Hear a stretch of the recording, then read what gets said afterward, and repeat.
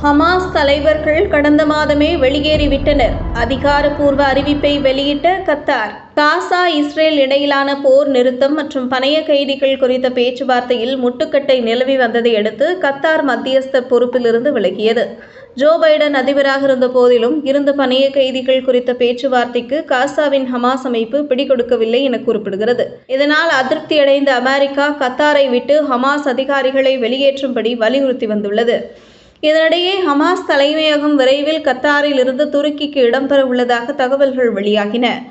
ஆனால் இதில் உண்மையில்லை என்றும் பணி நிமித்தமாகவே ஹமாஸ் தலைமை அதிகாரிகள் துருக்கிக்கு சென்றதாகவும் ஹமாஸ் அமைப்பு தெரிவித்திருந்தது. ஆனால் கடந்த மாத இறுதியிலேயே ஹமாஸ் அதிகாரிகள் நாட்டை விட்டு வெளியேறிவிட்டதாக கத்தார் அறிவித்துள்ளது. தோஹாவில் உள்ள ஹமாஸ் தலைவர்கள் கடந்த வாரம் துருக்கிக்கு புறப்பட்டு சென்றதாக அரபு ராஜதந்திரி ஒருவர் இஸ்ரேல் ஊடகத்திற்கு அளித்த பேட்டியில் தெரிவித்துள்ளார். இந்த வீடியோவை உங்களுக்கு வழங்கியது www.aliaonlinestore.com. இந்த இணையதளத்தில் நீங்கள் ட்ரை ஃப்ரூட்ஸ், நட்ஸ், அதே மாதிரி குழந்தைகளுக்கு தேவையான டாய்ஸ் உள்ளிட்ட பல பொருட்களை நீங்கள் வாங்கிக்கலாம். ஒரு தடவை இந்த இணையதளத்தை விசிட் பண்ணி பாருங்கள்.